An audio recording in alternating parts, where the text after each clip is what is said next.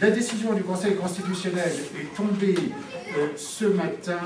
Cette décision est une décision, je m'attendais à une décision complexe de censure partielle. Je ne suis pas déçu. Je dois dire que l'obligation pour les JLD de prendre l'avis d'un collège soignant pour les médico-légaux et pour surtout ceux qui ont des antécédents d'unité pour malades difficiles sur un laps de temps de 10 ans antérieurement, sans qu'ils aient été déclarés pénaux irresponsables, cette obligation est déclarée inconstitutionnelle. L'article 32.13.8 sur les modalités de levée des internements d'office des SDRE actuels pour les personnes ayant des antécédents d'UMD ou médico-légaux ou déclarés irresponsables est également déclaré inconstitutionnel parce que n'offrant pas assez de garanties. Donc le sort réservé aux patients réputés les plus dangereux, qui étaient également les plus en péril au plan des libertés individuelles et de leurs droits, ce sort qui leur était réservé est déclaré non constitutionnel tel qu'il figure dans la loi. Je trouve que c'est une très bonne chose, parce que dans ce pays, depuis la loi du 5 juillet 2011, depuis qu'elle est rentrée à effet, c'était, moi je l'avais dénoncé, des perpétuités psychiatriques qui se dessinaient pour des motifs ne valant pas forcément des perpétuités. Une perpétuité. Alors, le Conseil constitutionnel a déclaré constitutionnel l'article 32.11.2.1 sur les programmes de soins, mais tout en disant, ce qui est très important, c'est-à-dire qu'il y a en fait une réserve d'interprétation, même s'il y a constitutionnalité, que les personnes traitées en soins ambulatoires sous les programmes de soins ne peuvent se voir administrer des soins de manière coercitive, ni être conduites ou maintenues de force pour accomplir les séjours en établissement prévus par le programme de soins. Aucune mesure de contrainte à l'égard d'une personne prise en charge en soins ambulatoires ne peut être mise en œuvre pour imposer des soins ou des séjours en établissement sans que la prise en charge, ou pour qu'il y ait contrainte, il faut que la prise en charge du patient ait été préalablement transformée en hospitalisation complète. Alors, ce qui se passe, c'est que si cet article est déclaré non constitutionnel, il n'en reste pas moins que les programmes de soins, les soins dits sans consentement, ne peuvent plus être effectués sans consentement, sous la contrainte.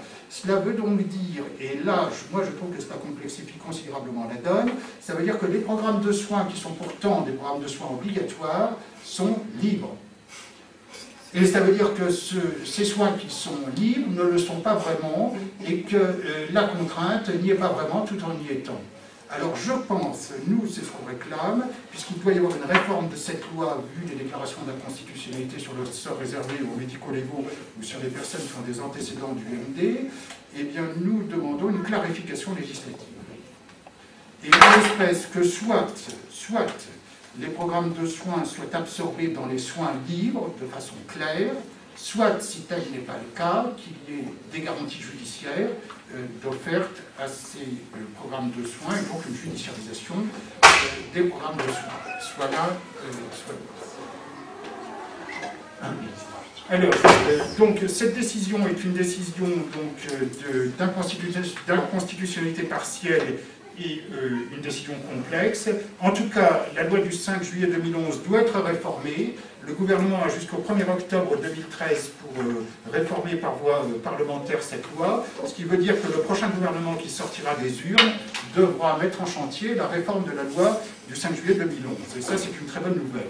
Cela veut dire pour les protagonistes en place et les lobbies qu'il faut désormais s'engouffrer dans cette brèche pour demander la refonte complète des dispositions législatives sur le champ psychiatrique. En gros, c'est ce que ça veut. Alors, je clôt là mon analyse et je démarre l'exposé des revendications que le CRPA va formuler dans le cadre de cette conférence de presse. Alors, je vais être un peu long parce que je n'ai pas pu raccourcir plus avant mon texte, mais je vais essayer d'être synthétique. Alors, revendication du CRPA sur le champ de la contrainte psychiatrique. Alors, il faut bien voir que nous menons une lutte au long terme qui est issue du groupe Information Asile Ancien, qui est notre maison mère, dont nous sommes une scission et que Maître Vaillant représente. Nous sommes là dans une lutte au long cours contre l'internement arbitraire. Je place donc cette lutte et ce que je vais dire sous l'exergue suivante de Paul Éluard en 1942 sur les cahiers d'écoliers, sur nos pupitres et les arbres, sur le sable, sur la neige, j'écris ton nom, liberté. Nous précisons tout d'abord que nous faisons nôtre une large partie des points de la Charte des internés de 1975, qui est joint au dossier de presse qui vous est remis. Nos revendications actuelles les plus prégnantes sont les suivantes, sans que la liste ci-après soit exhaustive. Au plan général, nous réclamons une dépsychiatrisation de la société. Il faut tout de même réaliser que selon les chiffres dont nous avons connaissance, nous sommes passés en une quarantaine d'années d'une file active dans la psychiatrie publique de 300 000 personnes, il y a 40 ans, à une file active actuelle, toujours dans la psychiatrie publique, de 1,5 million de personnes. Les perspectives actuelles indiquent de plus une extension incessante du champ d'application de la psychiatrie en général et de la contrainte psychiatrique en particulier. Nous sommes pour une psychiatrie dont le champ d'application soit circonstancié, délimitée et qui se pratique selon les demandes des personnes concernées, au lieu qu'elle s'exerce prioritairement selon les demandes de la société au bénéfice de l'ordre social, de l'ordre public et de l'ordre familial. Nous prenons donc un développement des prises en charge de proximité en dehors du cadre de la contrainte psychiatrique selon les principes fondamentaux du droit médical, du consentement éclairé, du libre choix du praticien et de l'équipe de soins, comme de la thérapie, et du droit au refus des traitements. Je signale à cet égard que dans un rapport publié hier du Comité de prévention de la torture, les inspecteurs du Conseil de l'Europe, qui ont inspecté la France en novembre et décembre 2010, préconisent dans leur rapport, entre autres points, que pour les patients tenus sous contrainte psychiatrique, il y a un droit au refus des traitements. Et il se trouve que c'est une vieille revendication qui est récurrente au niveau du réseau européen des usagers et survivants en psychiatrie qui a été créé en 1992. Nous réclamons une psychiatrie respectueuse des droits fondamentaux des gens, nous réclamons une psychiatrie soignante et humaine, et non une psychiatrie répressive.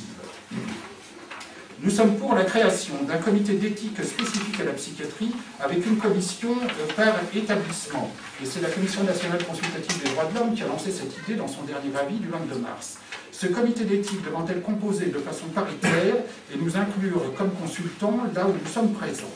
Ce dernier point implique d'ailleurs que la représentation des usagers en psychiatrie soit totalement revue et refondée, car manifestement cette représentation telle qu'elle a été mise en place depuis 15 ans est un échec.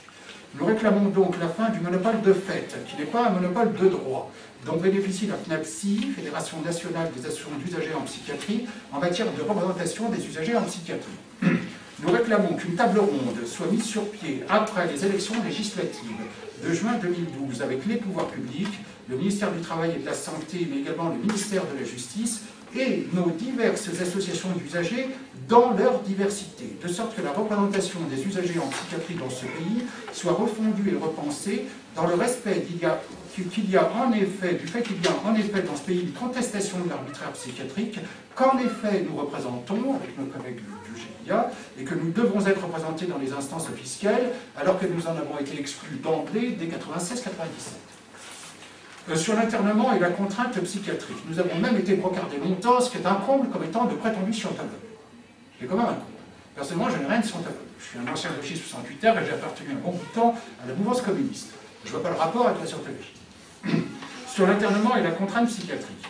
Sur la judiciarisation des procédures de contrainte psychiatrique, nous réclamons une judiciarisation a priori des décisions de maintien sous contrainte psychiatrique, ainsi qu'une judiciarisation de l'ensemble des décisions de maintien des mesures de contrainte. Nous estimons que le contrôle judiciaire doit ou devrait s'exercer au plus tôt, et que ce soit à l'issue de la période d'observation d'un maximum de 72 heures, que les gens promis à la contrainte psychiatrique soient envoyés en audience devant le juge des libertés de la détention, cela aussi bien s'il s'agit d'une mesure d'hospitalisation sous contrainte à temps complet, que s'il s'agit d'une mesure de contrainte aux soins en ambulatoire ou avec hospitalisation à temps partiel. Sur la période d'observation, et là je vais prendre le schéma britannique, le modèle britannique.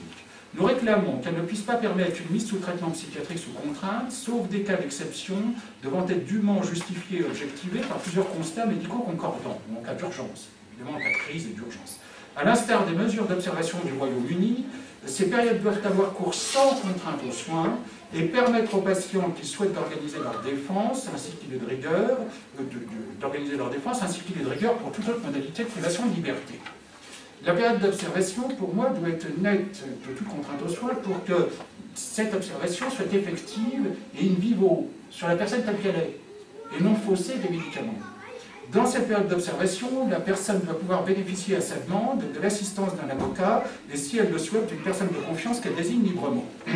Sur les avocats, des internés et des contraints aux soins, je me permets d'émettre un certain nombre de revendications. Nous réclamons que soient instaurés dans tous les pôles des établissements habilités à la contrainte psychiatrique des permanences d'avocats régies selon l'indépendance déontologique des avocats, c'est-à-dire que les avocats doivent être indépendants des directions d'hôpitaux.